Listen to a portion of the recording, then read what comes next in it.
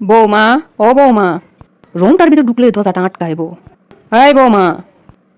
জি আমা বলেন, কিছু করণ লাগবো? দূর অসরত।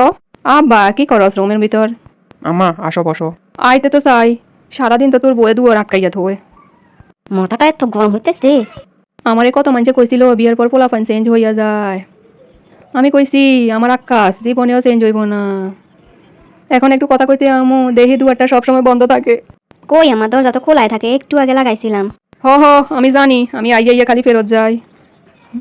আরে আব্বা ঘরের ভিতরে সারাদিন বইয়া থাকবি নি, নাকি একটু হাঁটা চলাও করবি? আম্মা হাঁটা চলা তো একটু করি। আচ্ছা হন, তোর বড় আপা ফোন দিছিল, খালি যাইতে কয়। ও আচ্ছা, তাহলে যাইবা, ঘুরে আসবা। হ আমি কইছি তুই আর আমি যামু। আম্মা আমি কেমনে যামু? আমার তো এই জায়গায় কাম আছে। আরে অফিস থেকে ছুটি নিস। তোমরা বৌমাও তো একলা। হায় আল্লাহ রে, ফোলা পর হইয়া গেছে রে। বউ এখন একলা, হে চিন্তা কইরা আমার লগে যাইব না। আমি কেমনে যাবো হে চিন্তা করলো না। আম্মা তুমি এরকমের কইতাছো কেন? তোমার গাড়িতে উড়াই দিলে তুমি যাইতে পারবা না? হ এখন তো আমার গাড়ি উড়াইয়া দিতে পারলে আমি যাইতে পারমু। আর এখন বউ একলা থাকতে পারবো না। আচ্ছা আম্মা আমি লইয়া যামু। তোমারে দিয়ে আবার আমি চলে আসমু। আবার যেদিন আসবে আমারে ফোন দিও, আমি যাইয়া লইয়া আমু। আচ্ছা যাই হোক, একটা হইব আনি। ও আব্বা হুন, আর একটা কথা আছে।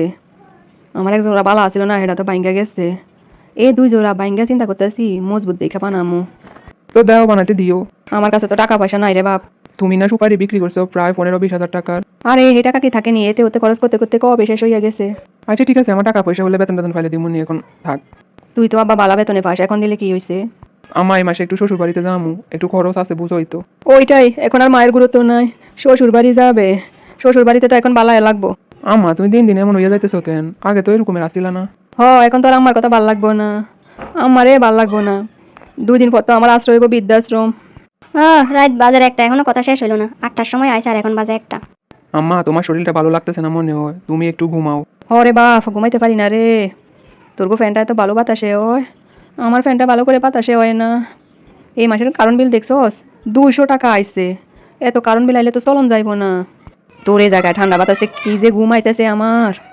এক কাম কর, তুই আজকে নিচে এসো, আমি আর বৌমা খাটের উপরে শুই।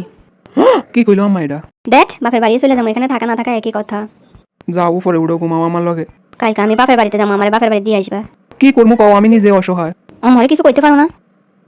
কি কও, আমার কিছু কখন যায়? রাগ করো না, একটা বুদ্ধি পাইছি। আম্মা তো ঘুমাই গেছে, চলো আমরা যাই আম্মার রুমে ঘুমাই। বিয়ের পরে অলুকো চুরি করবো। আমিও বা কি করবো কও দেখি। দেখো কা, বৌমা তো এখনো ঘুমাইতে আইলো না। দেখছো তোমার মা নাকি ঘুমাইছে? আম্মা তুমি এখনো ঘুমাও নাই? আরে বৌমারে ফাটাইয়া দে, বৌমা না আইলে ঘুমাইতেছে না। আরে আমার পেয়ারের শাশুড়ি সারাদিন চোখেও দেখতে পারে না, আর এখন আমার সারা ঘুমায় না। কি আর করার, তুমি যাও ঘুমাও। কালকে আমি আমার বাপের বাড়ি চলে যাবো। প্রতিদিন এসব আমার আবার ভালো লাগে না। রাগ করো না পাখি, তোমার ড্রেস শপিং কইরা দুমু। খালি ড্রেস? আমি এত কিছু বিসর্জন দিতেছি, তুমি খালি আমার ড্রেস দিবা? আরে জানো তুমি যা চাও তা কিনা দুমু। ডং তো কম পারো না, রাগ বাগানোর বুদ্ধিটাও শিখে গেছো দেখতাছি। যাই হোক, 2টা জিনিস কিনা দিয়ে তো পরিস্থিতি ঠান্ডা হইলো। সব চাপ আমার উপরে। কিছু কিছু শাশুড়ি আছে এমন করে, কোনো রকমের পরিস্থিতি বোঝার চেষ্টা করে না। ফোলাফান বিয়ে করাই এরা বাচ্চাগুলোর মতো আচরণ শুরু করে। সব কিছু বোঝে ঠিকই, তাও না বোঝার বান করে। তাও তো ভালো এরকম একটা জামাই পাইছি, নাইলে তো কপালের উপর দিয়ে কি যাইতো। কিছু কিছু ফ্যামিলিতে তো জামাইটাও বোঝে না।